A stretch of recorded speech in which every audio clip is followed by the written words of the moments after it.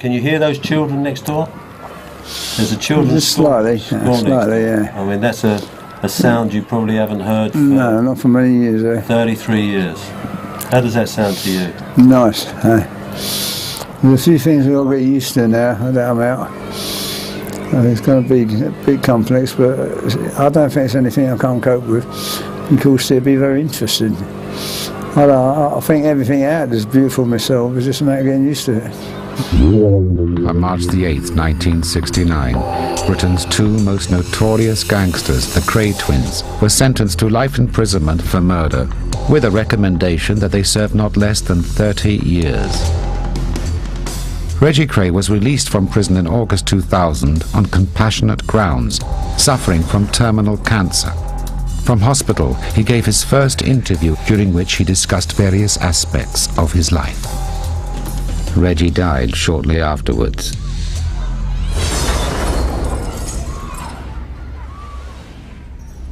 It was a very happy childhood. We used to go to a school called Wood Close, which was just opposite where we lived in Valence Road. There's a little schoolyard where the kids used to play. And when we used to leave there, we used to race home. It wasn't very far, a couple of 100 yards, and we was back in Valence Road. And my mum was a really very warm person. She would never run anyone down, and she's just all giving. She's giving all the time. Violet, their mother, who was immensely respectable. I mean, I knew her really quite well. She was a sort of Cockney Queen mother. And, you know, her boys were her bunny rabbits, and she never, you know, their boys would never do anything. And she genuinely believed it. They idolised the mother. Not so much the old man, no, they used to have their rows with the old man because he didn't like what they was doing. You know, no one likes their children to be like they was. And my father worked at Old Clothes Barn, so we would see him pretty often. The way it was in East End, sons would bestow more affection and love on the mother than they did the father because it was the East End's way.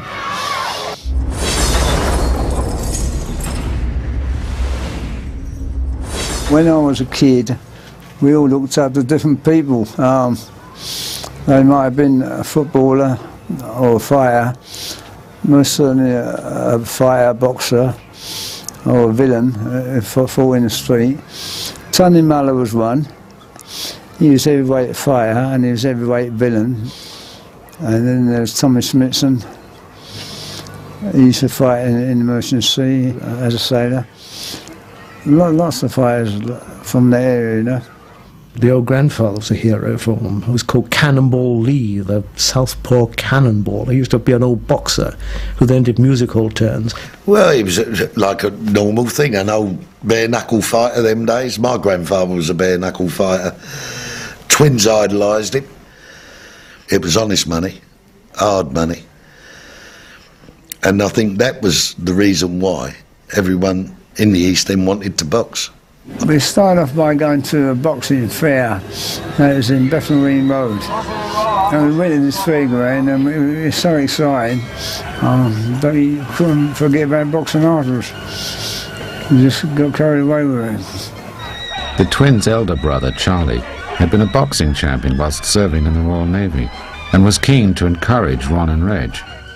There was a fantastic amount of kids in the area who got great pleasure going into the Krays gym, which was a room, a bedroom. They would put up a punch bag and a ball, and Charlie taught them how to box. Went to a club in South London, Robert Browning Club. We started training over there, and we won South East Divisional Championships. On December the 11th, 1951, all three Kray brothers fought in the same bill at the Royal Albert Hall. Charlie and Ronnie lost. Reg won.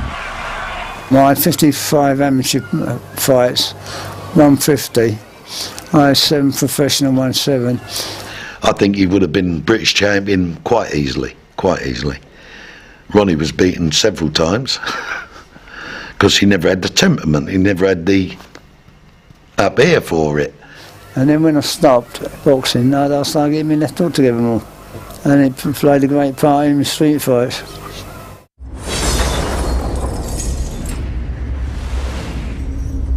after they were 16, 17, and Charlie was saying to me one day, can't you do something about our twins? And I said, Charlie, nobody can do anything about your twins. You know, you've got to realise your twins are quite powerful in their own way. And no, I couldn't do anything about them. They won't listen to anybody. When I first knew them, I found them very amusing in a way, you know. And though there was the excitement and danger around them, I used to laugh at their antics, you know. I met them many Saturday mornings. They were always getting themselves nicked on Friday night and appearing in court on Saturday morning. They were the sort of thing that wouldn't go further than the magistrate's court. Things like being a suspected person, the old sus laws. And they were charged again and again with that type of crime, or trying car door handles. You know, really soppy things. In March 1950, the twins found themselves in serious trouble. A teenage gang fight left one youth with serious injuries. Well, they got charged. They was at the Old Bailey, I think it was. No, it was a big, because they was young at the time. It was the first serious offence. It happened in Club Road. And they had bicycle chains and they chained him on the floor and that. He was on the danger list. On this occasion, the twins were acquitted, but it was not long before they found themselves in trouble again. Oh, we got done for assault on the police. So 16. GBH it was really. GBH. You and Ronnie together? Yeah, well, it's on the corner of Mansell Street, and all the kids then used to knock about on the street corners. But this particular night, a copper by the name of Baden came along and punched me on the back of the neck about asking him to move on. She'd asked him to move on. So Ron punched him on the back of the neck and he went over. And he got kicked in the face, whatever. And because we was arrested a bit later on that day with assault on the police. When he punched Ronnie in the back, that changed Ronnie's attitude to policemen generally. He was a bully of a man, bashed him in the back. Oh, Ronnie done him, didn't he? Crushed bang, you know, and worst thing he could have done because he was a thick kid. And then he chased Reggie, and that happened outside Hooker's Caff the first time, on the corner of Mape Street. And then the next time he caught Reggie, and Reggie bashed him as well, you know. And of course he'd been up by two boys, two youths. He didn't know he'd been up by two youths. Well, he didn't catch Reggie, because Reggie legged out, but he went round his house to nick him. And the family collectively said, "You're not taking him in and giving him a bashing. Look at Ronnie in there. Look at his face." And the governor come round with Bainton to nick Reggie, and they finally let him go. And I think they got a caution, didn't they? I don't think they went away and they got a caution. And that was our first one. Then a little while later we got another assault on the police.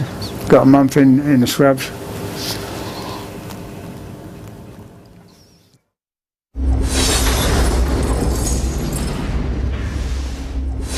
Yeah, we really enjoyed getting kicked out of the army. We didn't enjoy going in there. We enjoyed getting kicked out of the army. They were at the Tower of London, and they were in the Royal Fusiliers, and the mum said, "Would you take them some cigarettes and some chocolate?" I said, "How do I get in?" And she said, "Just go to the Tower, and if you get challenged, you say Royal Fusiliers." I got in there and went, "Hello, Lowell." He said, "How are you?" I said, "Very, very well, Ron." I said, "I brought you some chocolate and some cigarettes." He went, "Smashing. How did you get in?" I said, "I just walked through the thing." And I said, "Royal Fusiliers." "Nobody stopped." "Nobody stopped you." "Marvellous," he said. "You just walked straight in." "Yeah," I said, "I just walked straight in, Ron." He said, "Lovely." He said, "This boy's doing my boots. He's the best boot polisher here, ain't you, mate?" And his kid's polishing his boots. He said, "Look at them," he said. "I'm useless at anything like that. This boy's marvellous." After about an hour, I was sitting there talking. He went, "I think you better go now." He said, "I should get locked in with us. You wouldn't like that, would you?" I said, "No thanks, Ron." He came out. It's nearly 12 o'clock. I better tell their mum. Light was still on in the passage, knocked at the door. Mrs. Kray opened the door. I said, "Mrs. Kray, they're all right." I said, "Come in, Lowell, they're upstairs."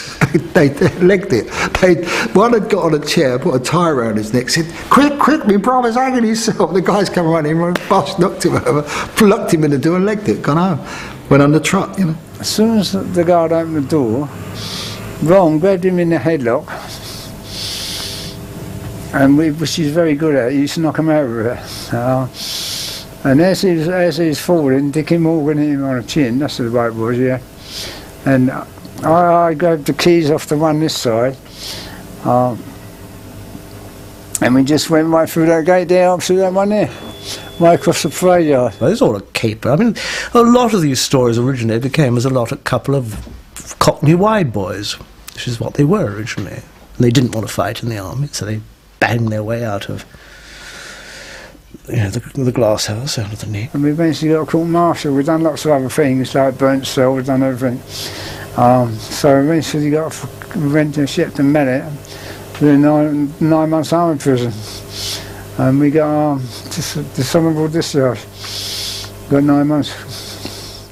And Shepton Mallet was a good breeding ground for crime. All sorts of choice characters with it, figured in their later story. When they was in the Tower, Shepton Mallet, they wasn't no worse than anybody else then.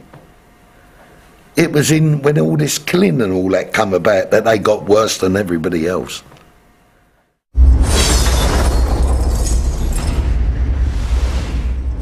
Came out of the army and taken over the billiard hall, which was their first venture into business. When the twins took over the Regal, it was a big place. It wasn't a small place, it was a big place. Laid at the back of Marlin Station at Eric Street. I had a car site on the front. They congregated there with people they met in the army, Dickie Morgan and various other people, people of like kind. Invariably, you got a lot of the fly-by-nights in there, they always got a pair of shoes or a shirt they're selling or something like that. It was more like a labour exchange for thieves, really. You went in there and see if anything was on offer and that sort of thing. They had people that sort of worked for them and running about for them and doing their bidding, but not villainy. I'm not talking about none of that villainy game, because they would, if they had the needle with someone, they would never ask somebody else to go and do it. They would go and do it themselves. Each area of London had its own organised crime group, if you like. It was neighbourhood based. They made their money from thieving, from stealing, and also from various kinds of extortion. The big area to plunder immediately after the war was the West End of London. And the main players there, you had Jack Spot Comer and you had Billy Hill, both men of violence, and they clashed. It was a clash over territory, it was a clash over personalities. And as far as the relationship with the Krays were concerned, the Krays were really seen as likely lads who were coming through. These were highly marketable young men who proved themselves as local men of violence in the East End of London and were being spotted by these elder statesmen of crime as being possible cohorts. They were in fact spot men, really. Originally, the story is that they were hired by Spot to defend him at the spring meeting at Epsom in, I think 1955. And I can remember Ronnie saying, we're going to the races. I said, what do you know about the races, Ronnie? He said, well, not a lot. He said, but we could soon learn, and we're going with Jack Spot. And he loved the idea. He was a funny man. He used to sort of hold court in the Cumberland Hotel at Marble Arch, sort of very much like sort of one of the old-time mafiosi with a sort of fedora hat on and a smart suit and having his boots polished. Spot was on the decline. The men he'd had defected to Hill, where the pickings were an awful lot better, and he eventually quarrels with a man called Albert Dimes, who was the Hill number 2, and they had a celebrated fight in Frith Street where they cut each other to ribbons. I've gone round one day and there's Jack Spot, this man who Ronnie was in awe of, sitting in their kitchen with, Lord knows, cuts on his face like nothing, Oh, he looked up at me and he was sitting down and he said, I'll be back, son, I'll be back. And I thought, you won't be coming back anywhere. You're finished, mate. Your days of being #1 gangster are over. Spot fell right out of the picture. What there was left of him. Yeah. And you, as young men, aligned yourself with Billy Hill. He's a very good person. I liked him a lot. So were you his protégés? Yeah, you could say that, yeah. Well, Reggie might say that Billy Hill was his role model because he was smarter, he was, in his opinion, cleverer than Spot, and he was also, in Reggie's opinion, more like Reggie than Ronnie. When we was going racing, he called us to his flat in Bayswater, and he turned around and said, if you're going racing, I'll give you my pitch to go to, which we was very pleased about. He said William Hill was his name, correct name, and it was also the correct name of William Hill, the bookmakers. He had a court case with the particular bookmakers, because they said he was promoting money on their name, which he wasn't. He won the case and he beat him. And we was very proud to have it all as our first pitch down the races, Derby Day. Billy Hill was the great example to them, because Billy Hill was one of the few people actually, having spent 17 years in the nick, he did finally make a bit of money out of crime. Billy Hill was a user. Simple and straightforward as that. They was being used to use violence on other people for a pittance. And they wasn't satisfied with having a pittance. They said, well, we'll have the lot. There was a big meeting held in Clerkenwell where it was decided what certain people would get, what Jack Spot was getting previous. After that particular meeting, the twins was the governor of everything.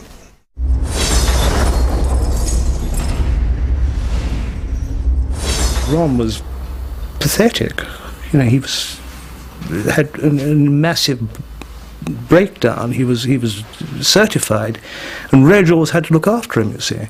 What happened, Ron got 3 years at the Old Bailey, and he went to Winchester prison, and whilst there, he had some trouble, he got certified, and so he went to Long Grove, which is a mental hospital.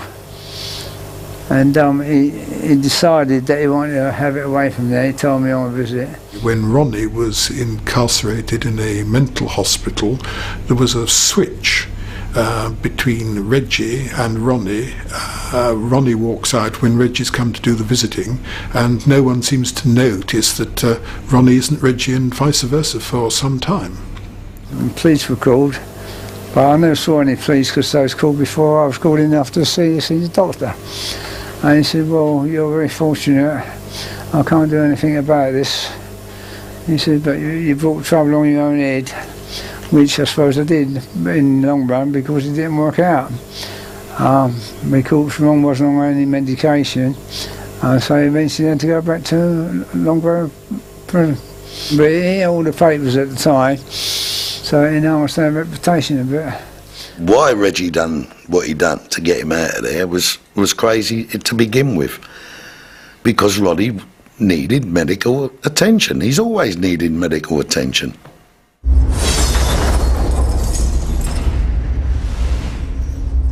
Reg started the Double R Club. The Double R means Ron and Reg in Walthamstow, and Reg became, even then, very keen on celebrities. The Double R Club was kind of married to it because I was there day and night. It suited me. I wanted to be a good club host, which I was, and everything suited me. And everything ran according to plan. Everyone used to buy me a gin and tonic. I buy them gin and tonic, and I was very happy. I didn't go out. I didn't used to go out a lot. I used to stay in most of the time and just enjoy myself and listen to music all day long with my jukebox. Well, it was a big house, that's all the Double R was. I mean, it wasn't like a club at all, it was just 2 big rooms. And yet Reggie always loved that because it was the very first club that they'd actually owned. How old were you then? About 23, but I had the Double R Club, the Billiardhall, a little gaming club, Amars it was called, in Bow. And I had about 4 of them, all in a radius of a mile. So I used to have a good time there. Esmeralda's was in Knightsbridge, and I think this is one of the things that led to their downfall, because they really, well, they were off their manor. It was a big mistake, because instead of leaving it alone and keeping away from there and just popping their head in now and again, they took the East End to Knightsbridge.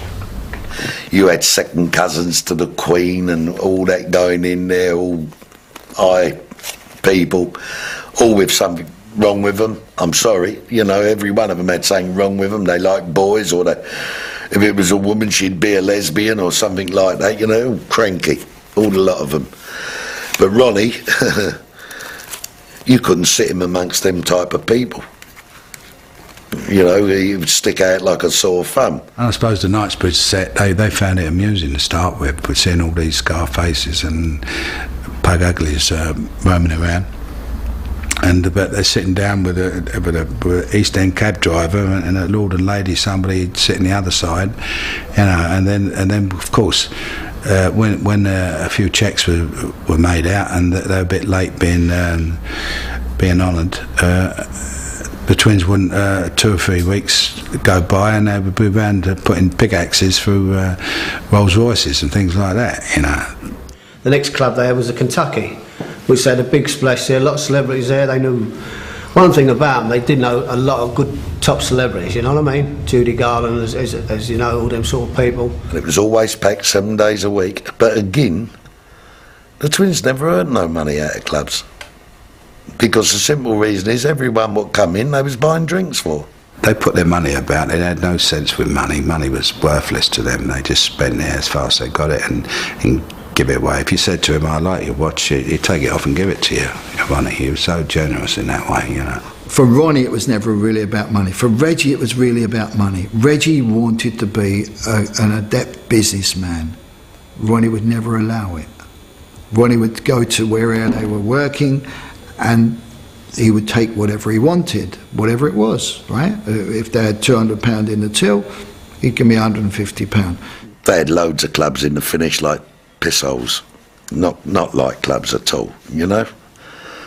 Unauthorised spills where the gambling went on. And they had what Albert used to call the milk round. He used to go and collect the money from all these places. And of course, then they got in, when the Americans come over, the Americans expected to pay a little bit of, I don't know what you call protection money, but it was just, you know, sort of favour money to keep all their nuisances out. If they had any problems and knockers and upsetting their clubs, they could call on the twins. One big payment was a quarterly payment from the colony in Mayfair, paid by the mafia, and they was paying, I think, £3,500 a quarter to keep us out. They thought we were too thuggish. Mafioso talking like that. It suddenly clicked in my mind. Ronnie thinks he's George Raft. And Ronnie, I think, was in love with him. But everything he did, his way of dressing, his gestures, his way of speaking, everything was George Raft, and that's what he thought he was. What was George Raft like? I find him a smashing fella, yeah. I liked him.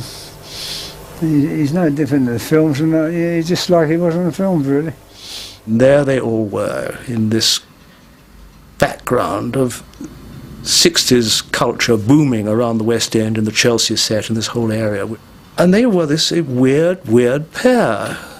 And the weirdest of the two was Ron, and he became weirder and weirder and more popular, more and more talked about. Well, popular, he was talked about, he was feared, he was an unbelievable character. If a famous personality was coming from abroad or anything like that, they would take it on their back to meet them and be seen with them, to be photographed with them. And that in itself makes them a personality in their own right. How did you feel when you met people like Joe Louis? I enjoyed meeting them a lot because they were my boyhood heroes, and when I met them I was very pleased to meet them. And when the press have made a big thing of this since then, I can't understand their reasoning, because I'm sure everyone would like to meet Joe Louis, whether it be present world champion today or tomorrow or whenever, past, present or future. If they was out on an evening time, they'd want to have their photo done with a star or something like that, to keep them up the front, like that's all it was. They'd always wanted to be somebodies. I mean, I always remember old Ron, his great remark was, you know, better a somebody than a nobody.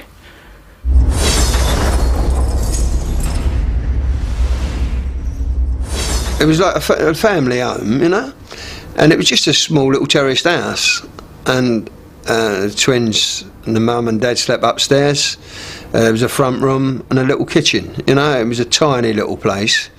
It was the cleanest, most polished house I've ever seen, and decorated in the style of a canal longboat, with pictures of Rochester Castle and roses and, you know, the traditional type of decoration. Lots of polished brass. Each interior door had a white lace curtain over it, tied back with pink bows. It was something unique. There was a superabundance of kitsch. I've never seen so much, including this wonderful mirror shaped like a guitar hanging from one wall over the sideboard. Fort Valence, that was the nickname. Sometimes you deserved it because they had everything in there, guns, knives, you name it, you know? I went to Fort Valence on one occasion. After we'd had a victory in the magistrates' court, I went back with my instructing solicitor's managing clerk, who was a wonderful old character called Paddy Pakenham, who knew all the East End villains, and we had tea, and Violet gave us tea. And so I saw Fort Valence. It was an extraordinary experience because there was a conference going on in each room over different matters, and Violet presiding at the bottom in her curlers, and she brought tea and entrees up to each conference room. She was a lovely woman, I mean, she's a typical mum, East End mum. I used to take my kids around there, and she would get them by the hand and take them in the kitchen, give them something to eat and make them a sandwich, and she was a typical East End mother, and very kind and affectionate. And I mean, she loved the twins like any mother. They can't see no harm in them, and obviously she must have worried about them and what they were doing. But I mean, they never spoke in front of her. It was always in another room. Nothing was ever said in front of Violet. At the end, she must have sort of known what they was, you know, what they was up to and that, because the house was that small, you couldn't really talk in there and she couldn't hear. People used to come out of prison, say, and knock on the door at Valence Road. No one was ever turned away. No one. They always give them £20, which was a lot of money them days. I've never seen anything like it, before or since. And it was Violet's pride and joy in her kingdom.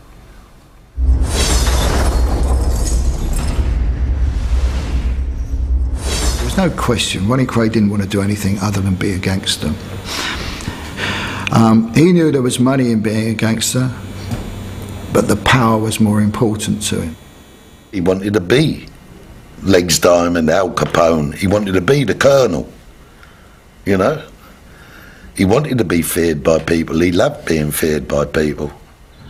That was the kind of man that he was. When he was called the Colonel, he was the Colonel. Yeah, he had a little army of about 10 people.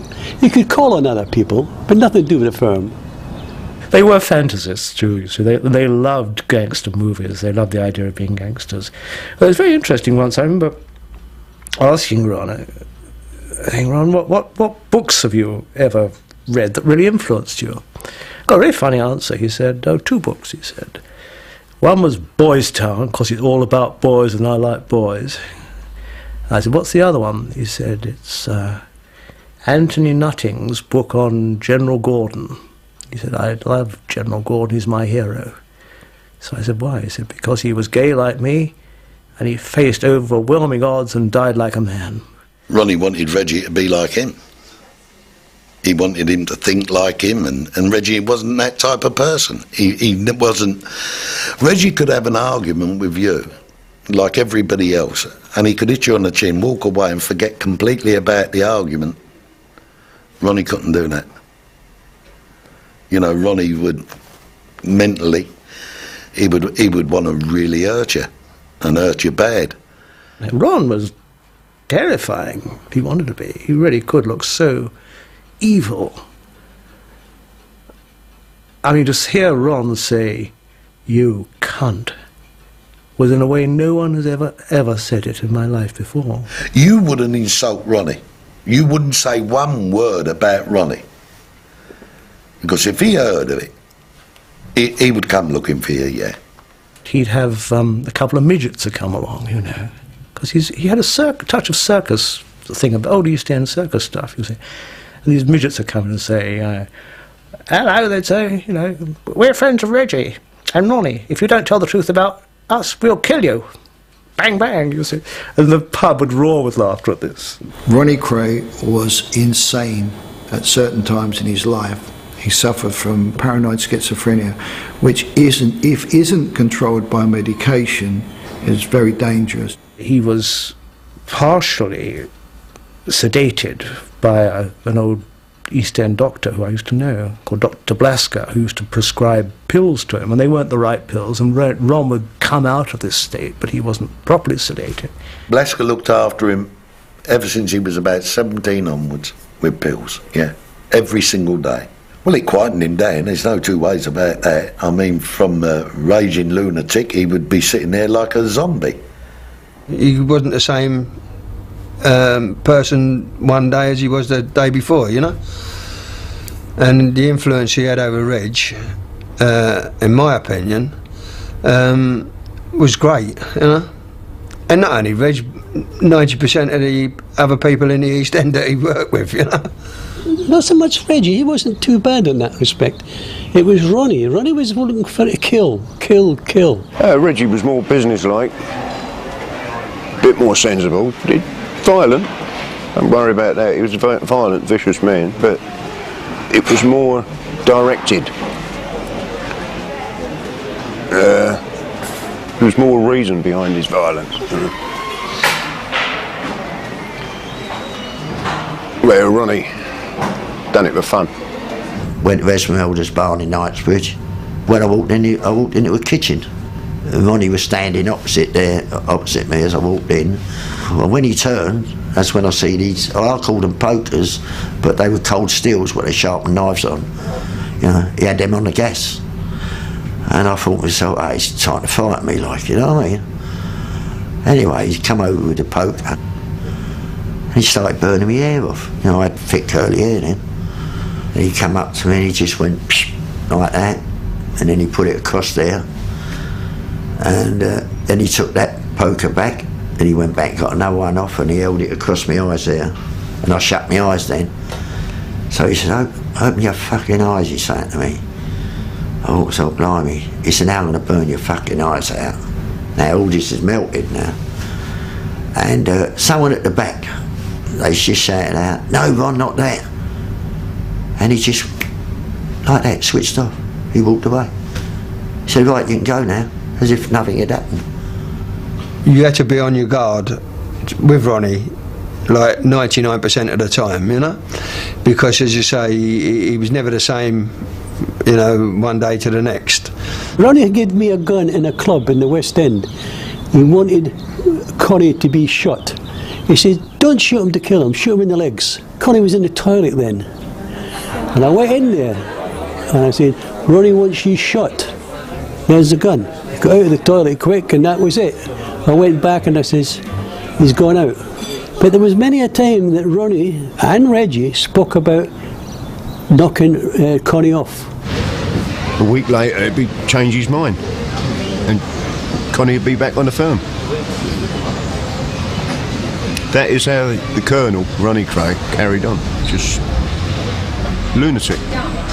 Ronnie was getting too violent, and all Ronnie wanted to do is hurt everybody, you know. Couldn't be happy to get up and have a night out or a day out without someone's got to get hurt somewhere through some ludicrous thing, you know. I walked up to the bar and stood there, said hello to a few people who I recognised, bought a drink, and I noticed people drifting away from me, left and right, and I knew something was going on. I turned around and Reggie's trying to cop an automatic pistol, if you don't mind. The next thing I know, bang, I'm shot in the leg. Times and time again when we went to clubs, if Ronnie seen a stranger coming into his domain, he didn't like it. He would make a point of going over and sticking one right on him. And it didn't stop there. It was a kicking. We all stood by. We wouldn't grab Ronnie, because Ronnie would do you. Ronnie was a nutter. I'd met a man named David Litvinoff who had upset them.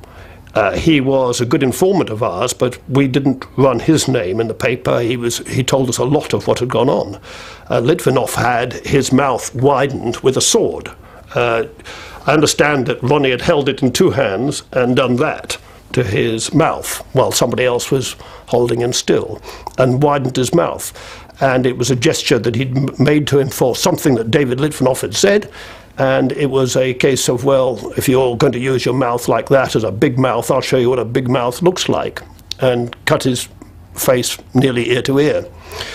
The extraordinary thing is that David Litvinov was in hospital. 2 days later, Ronnie came and visited him, brought him flowers, and said, "I hope you're all right, I hope you'll recover soon." That was the man. Ronnie was in this club, and the guy came up to him and said, "Hello, Ron, how are you doing? You're putting a bit of weight on, aren't you?" And Ronnie made some remark, then went out of the club, got in his car and was driven off, and he said, "Hang on, turn round." And they turned round and went back. It just shows how cold and calculated and then anticipatory he was about what he was going to do, because he went back into the club and he said, "Come here, you." Took him in the toilet and striped him down both cheeks. And they called this guy Tramlines. That was his name after that. Some people nearly died. You know, we would have to wrap them up and son it to sort of stem the blood, and then take them, dump them outside the London hospital, wasn't it? And that was regular thing. Little Mickey Morris, they beat the life out of him, like the two of them, you know, for no reason whatsoever. A young fighter, young ex-fighter, one of Ronnie's ex-boyfriends, again upset him for some reason, and he just took a Gurkha knife and just started hacking into him. Practically killed the kid. Face, head, hand, back, wherever it was possible to hit him. I think he wrapped him in a bed quilt of some sort, and again dumped him outside the hospital. Could have died from loss of blood if he hadn't been picked up straight away. I mean, they were always fighting. Ronnie and Reggie was always fighting. If the crowd was round the pub like that and Ronnie and Reggie was there, if an argument was starting between Ronnie and Reggie, the crowd would gradually move right out of the way. They didn't want to get involved. If they got involved, the two of them would turn on them. That's how they were. They might be raring about something on the morning, and they'd come in the snooker room. Then all of a sudden, one over the other would start lashing out at the other one. They'd be fighting, yeah. When they were round, they were like two girls round, you know, like your sisters over boyfriends or makeup or something like that, their brooms. They just used to scream and shout at each other. One day Ronnie was having a go about Reggie's wife, and Nobby Clark, fool as he is, joined in. So now nothing was done straight away. They didn't work like that. It would register, and they would save it up, use it when it was time. Between 12 and 2 in the morning, Reggie was stinking drunk, and Ronnie kept going at him and saying, "Why don't you go over and get that little bastard? Go on, get a gun and go and shoot him." So we went over there. Nobby's coming down the stairs. And I said, "What are you doing this time of night? What do you want? What do you want? Can't you see me in the morning?" He never dreamt what was going to happen next. Reggie put the gun up to shoot his head off. I got a hold of Nobby and I punched him, and he fell down. Reggie shot him, but it ended up going in his foot or his leg.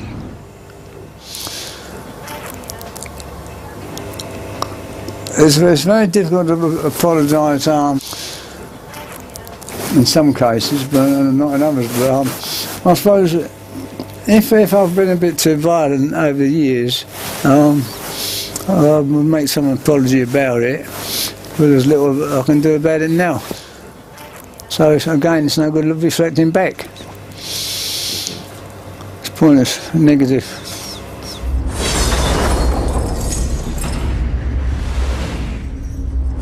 I think Frances had a raw deal. She'd have been better off not to even got with Reggie in the beginning, because you can't take a person from normal environment and put her into an environment like that. Before they even got engaged or anything, I was on a boat with him going to France, and he'd bought her a lovely necklace. And they had a row, and invariably their rows was only over the family and the way that they treated Frances, and she had good reason to. You know, they didn't treat her nice at all. And what happened was she ripped the necklace off and threw it overboard. Frances wanted a different life, and she didn't want to be out all night long in clubs and things like that. You know, she didn't want that. Lewis Chester, a colleague of mine, and I went to the wedding of Reggie Kray and Frances Shea. Reggie entered with his bride, and a hymn was struck up by the organist, which the congregation didn't know. I could see Ronnie Kray, who was best man, becoming very fidgety in his pew, and he kept turning round with an irascible look in his face. The organist played on, and Ronnie finally got up and strode down the aisle, and he said in the loudest stage whisper, "Sing, fuck you, sing." They wasn't left alone to be husband and wife. He couldn't stay another night like an ordinary person could. It'd be a phone call and he'd have to go to this pub or that club, and you know, or Ronnie would want him, and it was like really having a if you're married into a big family, having a family interfering in your marriage, and that's what it was like with him and Ron, you know. The hostility was there, continuous, because Ronnie used to really go to town with her, you know. Frances was a very beautiful and nice looking girl, but unfortunately in early age, about 21, she started getting some mental problems, and it led to suicide. Reggie told me he didn't know how to touch a woman, to excite her. Didn't want to hurt her. So he said, didn't want to hurt her, didn't know how to touch her. It's a shame, you know. Frances' mother revealed that her daughter's marriage to Reggie Kray had never been consummated. The marriage quickly fell apart. When she broke up from him, I had to drive Reggie round to that house 4 or 5 times a week, and he used to throw little stones up at the window. She wouldn't come to the window a few times, but then once or twice she would come, and we'd just go away and leave me alone. She just didn't want it on. I got 5 in nursing home in Kennington. I've done everything I could. 2 luxury flats. It just wasn't meant to be. I had cars, I had no financial problems, but it just wasn't going to work out. Massive show funeral. Buried her in a wedding dress. Open coffin. My main job on that day was to make a note of everybody who we knew who hadn't sent flowers, which I thought was pretty sick myself. There you go. When Frances died, Reggie lived in our house for about 9 months, you know. And like we tried to help him through his, his bereavement, you know. I think he was so much in love with her, it just, it really broke his heart, when she died. Reggie thought so much of Frances, his life ended. That's the way he looked at it. Told me so out of his own mouth. She had attempted it on a previous occasion or 2, but of course you'd never get over the shock of someone committing suicide.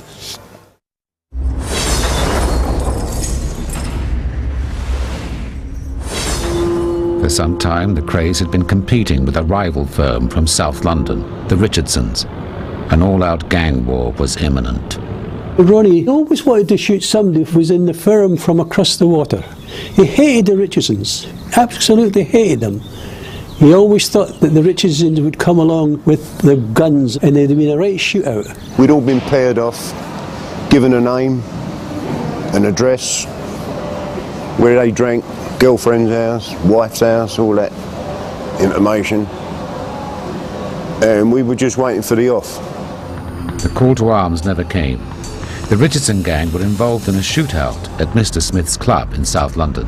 There was a desperate fight in March 1955 between Eddie Richardson and Frankie Fraser, who were business partners on the one hand, and some people called the Haywoods and their friends on the other. More or less everybody who'd been in the club was charged with a fray, and that took out really most of the Richardson, if I can say, team. George Cornell was one member of the Richardson gang not present at the shooting. When the Richardsons went down, that's when they went after Georgie, you know. But I don't think they'd have done it if the Richardsons wasn't in prison, you know, because he was on his own now. All the others were away. So the brave krays come out after one man with their guns again, like, you know. There was about one time Ron was very friendly with George Cornell, but they had their differences. I don't know if my anger was as deep as it is when the murder happened. He was on the pavement fighter, George. He could have a rat, George. Yeah, couldn't he, Tom? He could, yeah. And he had no fear. He was the only man, I swear to God, that I ever see. He came into the Grave Morris pub, you know, one day, and Ronnie's with his little boys, you understand, and he came in on his own. The farmer there, if you like, all the crap, and they went to get him a drink, and he went, no, he said, I don't drink with you and your little puffs. And had his drink and walked out. But it wasn't long after that the old nail was gone in the coffin, you know what I mean, and it was he was on top for him, you know what I mean. What happened was the next night, after the fight, Cornell goes to visit a man in hospital in North London, and whether out of bravado, whether out of just recklessness, or whether he'd never thought anything was going to happen at all, goes into the Blind Beggar. Ronnie Kray went to the pub with Ian Barry and Scott Jack Dixon and shot Cornell dead. He says, drive me up to the Blind Beggars. So as we're going up there, he sticks a gun in Ian's hand and says, here, put that in your pocket. And he tells me where to pull up. He goes in, he couldn't have been in there any more than about 3-4 minutes. The guns went off. Ian didn't know what to do. He took the gun out and he shot at the ceiling. I could never understand why he went down for murder. Ronnie gets into the car, so he'll laughing his head off. I've done it, I've actually shot him. I've shot that bastard Cornell. Well, I was just told Ron not to be in such an hurry, but he was in an hurry, and he's back in 10 minutes later, and that was it, and been done. Why was he in such a hurry, Reg? Because he'd made up his mind, and once he made up his mind, nothing would change him made up his mind. I just done the bastard, he said. Drinking in our manner. Took it as a bit of an insult. He was quite convinced that he'd done the right thing and sorted him out. I know Charlie Richardson in his book said that Ron needed his sacrificial victim. And I think, you know, Charlie Richardson, who was a smart guy, he got it right. I think he was his sacrificial victim. To get shot for calling someone a fat puff, well, it just shows you the state of Ronnie's mind in the end, you know. We had a girl, a nurse in a London hospital, giving us hourly updates. And she told us that he'd been transferred to another hospital, neurological unit. Then I think it was about 3:30 in the morning, we got the message he's died after all. A little cheer went up from the crowd. And that was it, that was the end of Cornell. After Ron had killed Cornell, what does he do? He goes into his flat, holes up, hiding from where he thinks is after him. In fact, they weren't after him, playing records of Winston Churchill's wartime speeches. Well, that's no normal murderer. That's very weird. And they were weird. Everybody and his friend knew Ronnie Kray shot Cornell. He didn't hide it. The authorities knew. They couldn't find anybody to pin it on because witnesses, lack of witnesses. Cornell, there was no point in shooting the poor bugger. No point at all. You know, the war, supposed war with the Richardsons was over because the Richardsons were all in the nick by then, so there's no point in going and shooting him in the Blind Beggar. But it was necessary for the cult.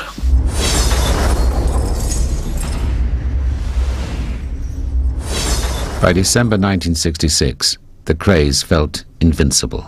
To enhance their growing reputation, they hatched an audacious plan to spring one of England's most dangerous criminals from Dartmoor prison, Frank Mitchell, the Mad Axeman. He had been in the system since he was about 12, and he'd never been out of it. His first conviction was for stealing a fairy cycle.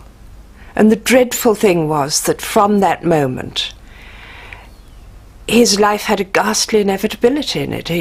He went to industrial school, it was called in those days, but what now would be a secure accommodation. And then he went to Borstal, and he went through the system. He never got out, but every time he entered a new institution, he got into more trouble within the institution. He'd been flogged and birched and incarcerated for most of his adult life, the most recalcitrant of all prison offenders, and then had suddenly turned completely into a cooperative and yielding kind of a prisoner, so that he was able to go on to a working party. For a con, he had a pretty good life on Dartmoor. Come and go as he pleased. They give him a sort of free rein. Like letting him feed the ponies. So they were taking girls down there so that Frank Mitchell could enjoy them. And they were taking money down there so that he could go off. And when he was supposed to be working on fences or under the supervision of a prison officer, he was off to Tavistock to buy another budgie. Most people, they say, oh, I'll be out in 4 years, 3 years, 2 years, whatever. They know their release date. But Mitchell didn't. He was complaining about this, and Ronnie said, don't worry, we'll get you out. Come and work with us. Mitchell was to be brought out of prison to join the gang in order to give weight to their firm when they enjoined in their battle with the Richardsons. In March, the Richardsons had this fracas in the Mr. Smith's Club, and they were all wiped up, and so the need to bring Mitchell out was gone. On December 12, 1966, the twins sent Albert Donoghue and Teddy Smith to the West Country to pick up Mitchell off the moor.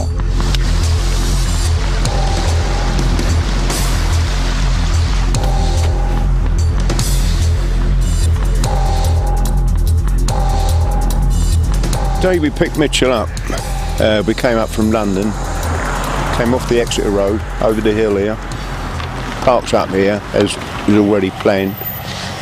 But in actual fact, we didn't think it was going to happen. But Teddy Smith went in the phone box to the reason for being here.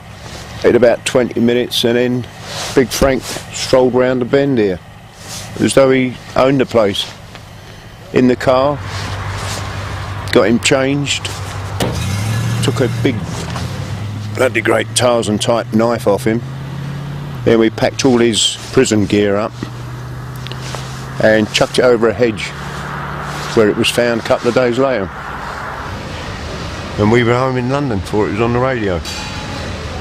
The authorities launched a massive search. The Krays arranged for Mitchell to hide out in a flat tended by Scott Jack Dixon. He was already in the flat when I went in. I put my hand out as if he was a long-lost friend, because we'd already heard so much about Frank. He was a giant of a fella, a bit simple in his ways. I dare say that you couldn't pick a fight with a man like him. I don't know why the twins thought they could control him when all the authorities, psychiatrists, mental institutions, Rampton, Broadmoor, they'd all failed.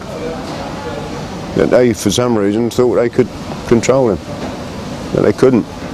Mad Teddy Smith, who was the driver on the Dartmoor pickup, fancied himself as a bit of an author, and he would go there every day and write these letters to various newspapers, politicians and that sort of thing. All we wanted was a few letters to go to the newspapers and say, I'm quite prepared to come back if I get a release date. When we got the first letter printed in the newspaper, I bought papers and fetched them back in. And I said, look, you're in the news again. Oh, great, great, oh, they'll soon give me a date. No, is it? Poor soul, never got a date. The days went by and he was getting restless, very, very restless. Anyway, I went and seen Reggie. I said, Reggie, somebody's got to come over and see him. He's doing his nut and he wants to see one of the twins. Just said, would you like a young girl, Frank? You know, like calm him down. And he said, oh yeah. She was an hostess, and like many hostesses, unfortunately, are like prostitutes. So she was there to give him a service, and which she agreed, and she got paid for it. Once he got the girl, most of the time he stayed in bed having sex. He used to get their meals in bed, both of them. Frank fell in love with her, and in a way she liked Frank. They say she was kidnapped. She could have left that flat. It was only an ordinary council flat.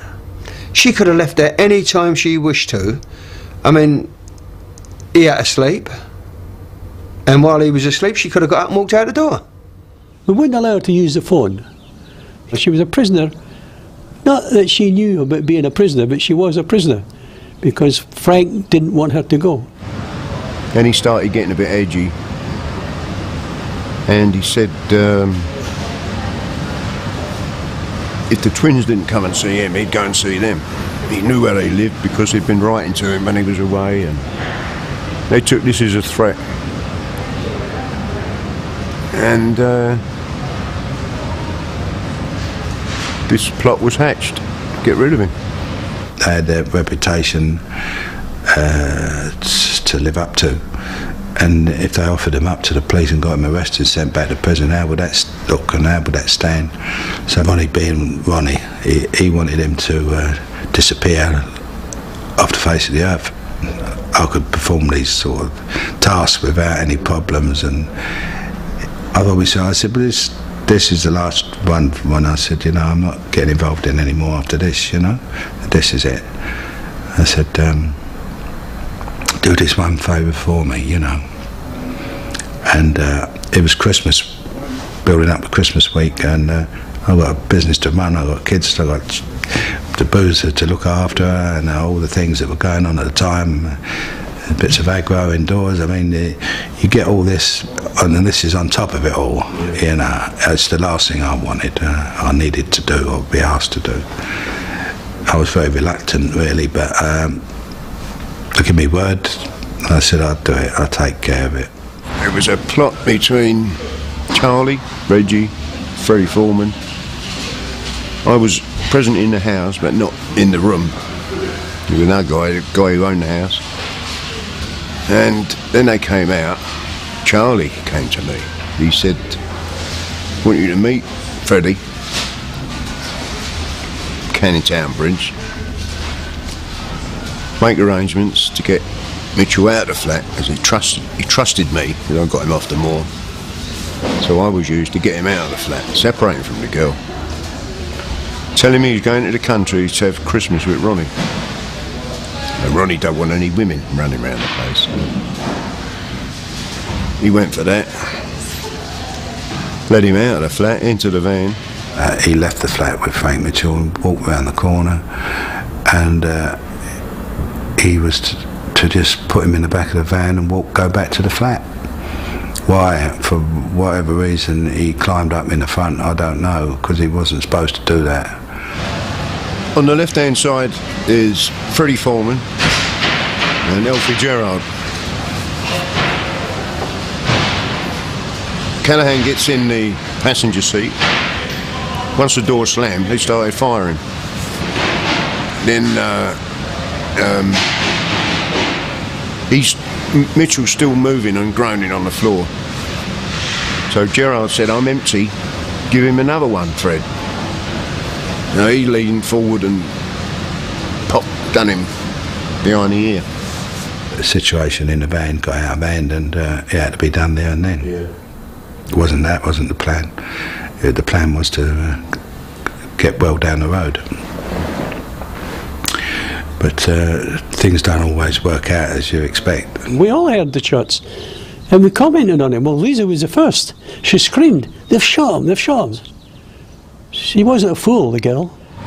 I got out of the van all right, walked away.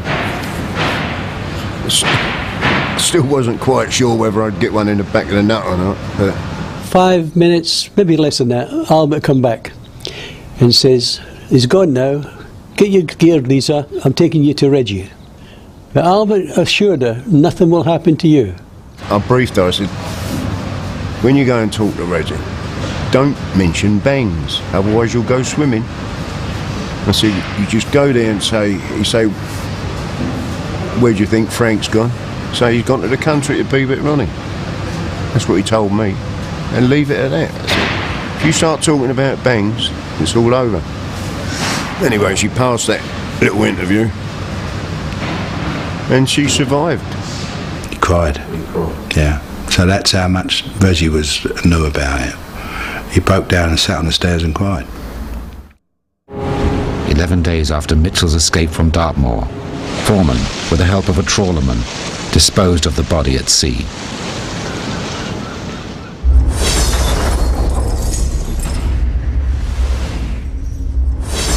Ronnie's thirst for murder was out of control. Reggie found it increasingly difficult to resist Ron's violent demands. In October 1967, matters came to a head.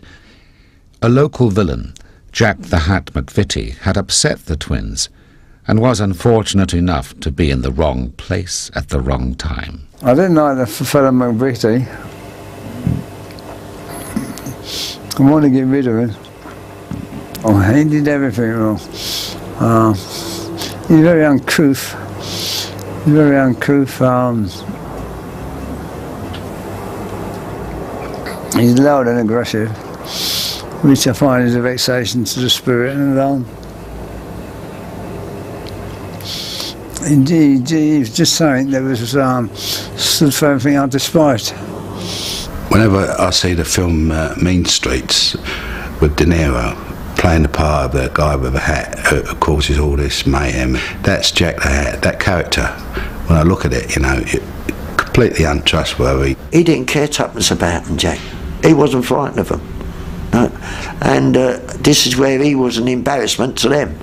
The Krays tried to put him down, like, oh, he's nothing, like he's a drunk and a tuppeny halfpenny thief. And he was a bloody good thief. I like Jack. He's a character. And he won a grass. He could be very violent, but he was more of a sort of joker than a serious person, you know. Jack was a nuisance, there's no doubt about it. He was a pest, and I mean, he everywhere he went, there was a trail of destruction behind him, and he was on those Dexedrine tablets, you know, those little pills that was about in those days, and just another form of speed. And he was speeding every day, morning, noon, and night, you know. I remember going round to his house once for some reason, I don't know why. And I sat there to have a cup of tea opposite the fireplace, and I looked up over the top of the fireplace, and there's all these bullet holes in the fire, you know, in the chimney breast. And I said to his wife, I said, what's all that? What's happening? He said, oh, that's when he gets drunk. He lets go at the chimney, you know, with a shooter. So I thought, We was in the Carpenter's Arms, the pub there then, at the time in the East End. And there was no sign of any agitation, no problem. There was Ronnie, Reggie, it was all there. Even their parents were there. So there was no thing, and we left with two other men, me and my brother, and by chance we happened to go to the Regency. Who should turn up? Jack the Hat. Let's have a drink and all the rest of it. No, we're all right, Jack. And so there's loads of people. I get a phone call from my doorman saying Reggie's in the foyer, could I go and see him? He's got Ronnie Hart and Ronnie Bender with him. So he said, Jack's downstairs. He said, I'm going to kill him. So the next day I'm called upstairs in the office by Tony Barry, and there was Reggie and Ronnie Hart. He just says, we want to see Jack, is he down? I went, yeah. I'll bring him to a party. But at no time did I know anything was going to happen. Tony Lumbiana's gone back to look after Jack the Hat. Reggie's pulled a gun out in the office and said, look after that. He's give me the gun. As he did that, Ronnie Hart's pulled out a great big dagger, like a great big kitchen knife. I said, yeah, hold that as well. So I put them in my office drawer. About 15 minutes later, Hart's come back. He asked me for the knife then. I gave him the knife. Said, Reggie wants you to take the gun round to Blonde Carroll's. So I said, well, if you don't take it round there, Reggie's going to come back and he's going to shoot Jack in your club. Well, we knocked on Blonde Carroll's door. Go down to the basement. I handed Reggie the gun. I've gone back to the club. Jack goes round to the party. And that was the last we saw of Jack. But the terrible thing about it is that it's really Tony Lambriano who's the Judas in this whole saga. Without him, Jack would probably still be alive. I would never put myself in that position again. It was wrong what happened to Jack Liat. I'm going to say that. It wasn't very nice. He didn't deserve that. You know, if they had that argument with him, don't involve no one else. We go along to Blonde Carroll's, thinking there's going to be this party, going to have a bit of a time there and get onto the West End. We go down the steps, go into the room, Jack runs in, where's the party? I see Ronnie standing there, and these two fellas dancing. And all Ronnie did was bars past me, hit him with a little glass. Along there, he went, fuck off you cunt, I've had enough of you. Bit of an argument starts between Reggie and Jack. Reggie pulls a gun out.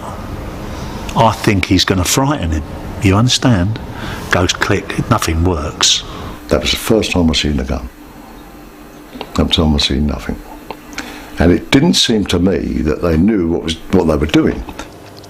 I thought I'd been pushed into it too quick. Because to me, it's common sense the way it be longer. I don't say you can prolong a thing like that forever.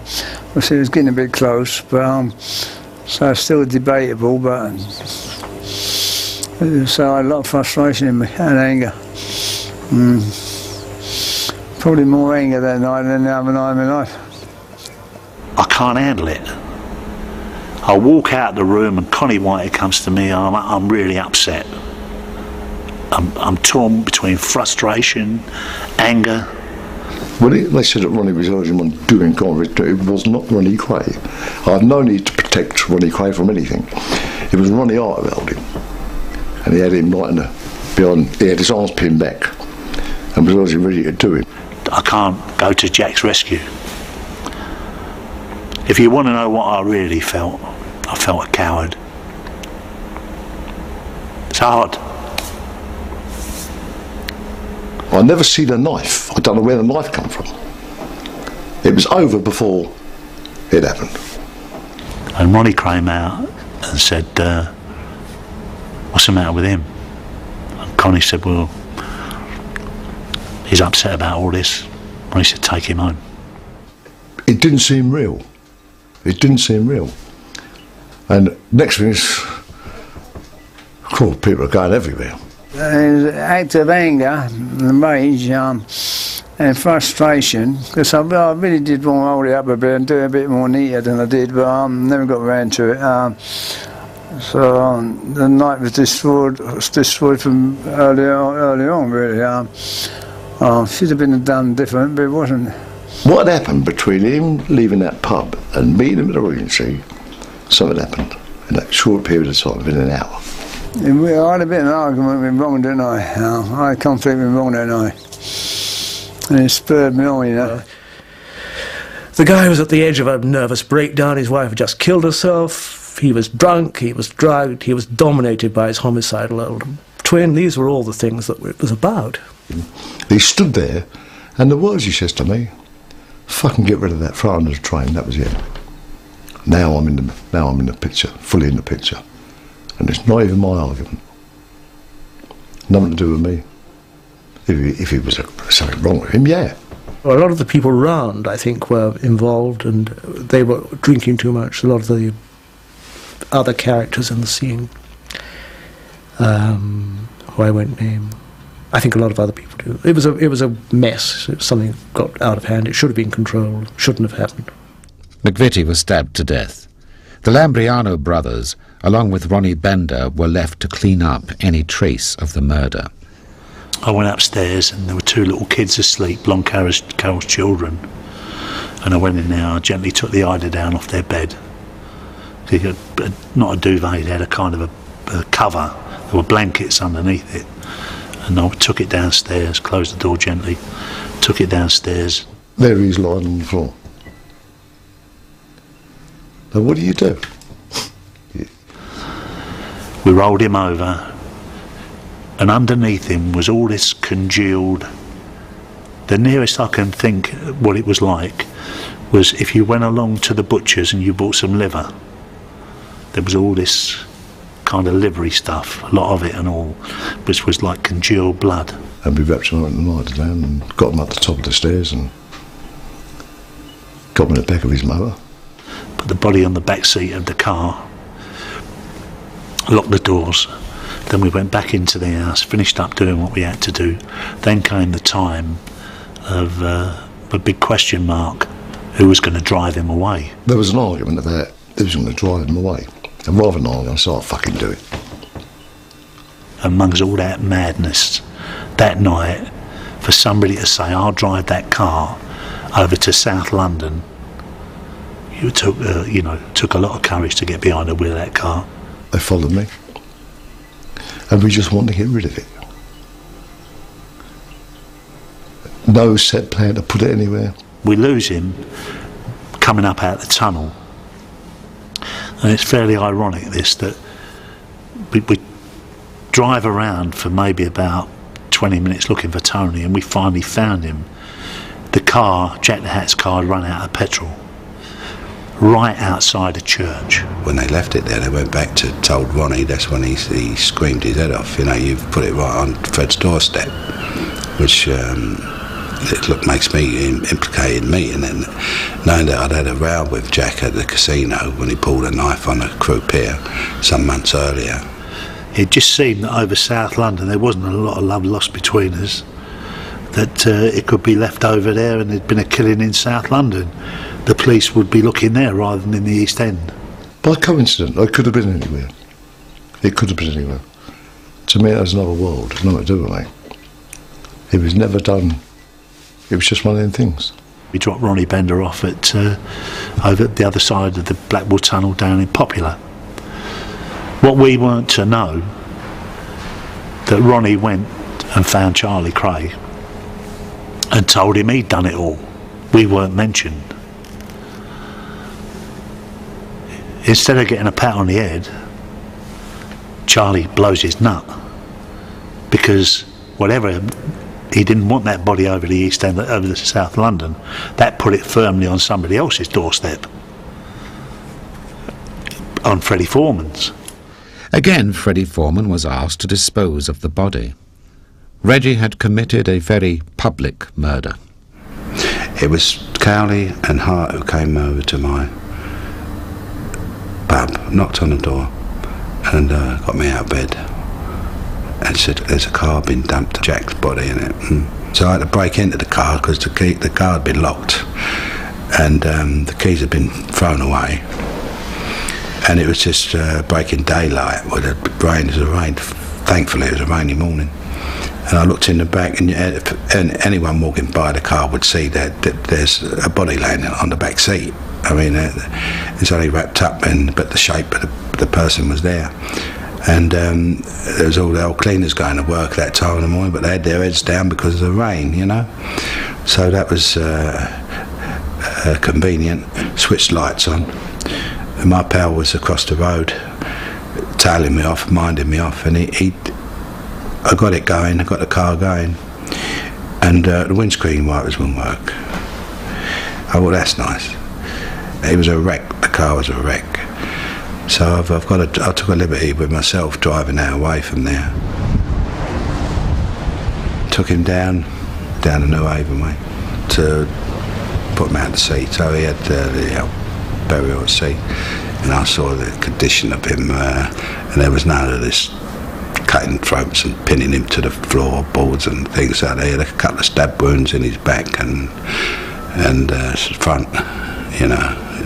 It wasn't as bad as gruesome as what they portrayed. And I fully expected it to be found the next day. And when it never got found, I thought, well, it didn't happen. You start to think that way, it baffled me. Oh, it was within the week, within that few Couple of days, days, couple yeah. of days. That was history, if you like. You know, I mean, them sort of things they spread, you know, like wildfire. You know what I mean? About a week later, we had a meet. They'd gone up to Suffolk apparently, and come back, and we had a meet with him in the Carpenter's Arms, and that's all that was said about it. We asked why, and he says he was just a fucking nuisance.